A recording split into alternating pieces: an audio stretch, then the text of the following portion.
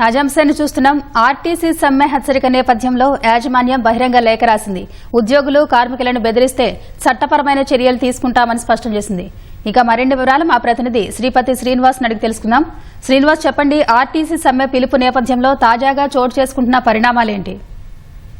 నరేష, రేపు ఉదయం first shift నుంచి అంటే దాదాపు 5 గంటల సమయం నుంచే ఆర్టీసీ సమ్మె చేస్తామని జేఏసీ నేతలు ప్రకటించారు. ఇప్పటికే అటు లేబర్ కమిషనర్ కావచ్చు, యాజమాన్యానికి కూడా సమ్మె నోటీస్ ను అందజేశారు.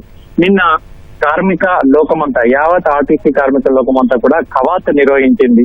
రేపు మేము సమ్మెలో పాల్గొంటాము, ఇప్పటికైనా యాజమాన్యం స్పందించాలి, మమ్మల్ని చర్చలకు పిలవాలని కూడా భారీ ఎత్తున కవాతు నిర్వహించింది. దాంతో స్పందించిన మేనేజ్మెంట్ ఆర్టీసీ కార్మికులకు కావచ్చు, సిబ్బంది కావచ్చు ఒక లేఖ రాసింది. అందులో ప్రధానంగా అయితే తల్లి లాంటి ఆర్టీసీని కాపాడుకునేందుకు సమ్మె ఆలోచన విరమించుకోవాలని విజ్ఞప్తి చేసింది. అంతేకాదు, సమ్మె అనేది సమస్యలకు పరిష్కారం కాదు. 2019లో జరిగిన సమ్మె వల్ల ఆర్టీసీ సంస్థ తీవ్ర సంక్షోభంలోకి నెచ్చివేయబడింది. చాలా మంది ఉద్యోగులు కూడా చనిపోయిన ఘటనను కూడా ఆర్టీసీ యాజమాన్యం గుర్తు చేస్తుంది. అంతేకాదు, సంస్థకు వచ్చినటువంటి ప్రతి రూపాయిని కూడా కార్మికుల కోసమే యాజమాన్యం ఖర్చు చేస్తుందని కూడా స్పష్టంగా చెప్పింది. ఇక లేదు కూడదు అంటూ మీరు సమ్మెలకు వెళ్తే మాత్రం ఎస్మా చట్టం ప్రకారం ఆర్టీసీలో సమ్మె చేయడం నిషేధం. సంస్థ నిబంధనల మేరకు సమ్మె చట్ట వ్యతిరేకమైంది.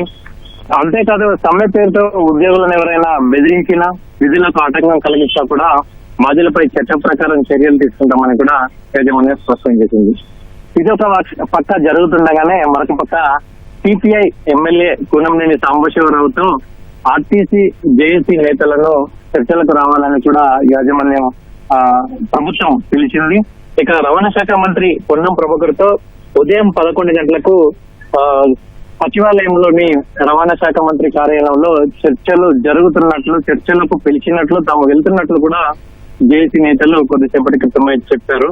అయితే తాము సమ్మెకు కావాలని పోవట్లేదు, అనివార్యం కావడం వల్లనే సమ్మెకు వెళ్లాల్సి వస్తుంది. చర్చలకు పిలిచినందుకు ఇప్పటికైనా సంతోషం. మేనేజ్మెంట్ కూడా అందులో పాల్గొని తమ సమస్యల పరిష్కారానికి కృషి చేయాలని కూడా జేఏసీ నేతలు అయితే చెప్తున్నారు.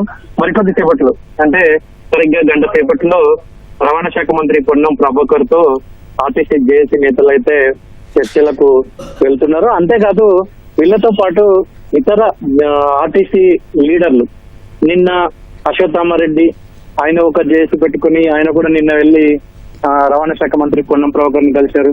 తమ సమ్మెకు దూరం అని కూడా ప్రకటించారు. ఇవాళ ఐఎన్టీసీకి చెందినటువంటి ఎస్డబ్ల్యూ యూనియన్ నేత రాజిరెడ్డి కూడా వెళ్లి కొద్దిసేపటి క్రితం రవాణా శాఖ మంత్రిని కలిశారు. రవాణా శాఖ మంత్రి కూడా ఎవరు కలిసినా కూడా సమ్మె అనేది చాలా ఇబ్బందుల్లోకి నెడుతుంది. ఇప్పుడిప్పుడే ఆర్టీసీ సంస్థ లాభాల్లోకి వస్తుంది. ఇలాంటి సమయంలో సమ్మెకు పోవడం అనేది ఆర్టీసీని ఒక రకంగా చంపేయడమే. ఖచ్చితంగా మీరు సమ్మెపై పునరాలోచించాలని ఏ యూనియన్ కలిసినా, ఏ లీడర్ కలిసినా కూడా రవాణా శాఖ మంత్రి ఇదే చెప్తున్నారు.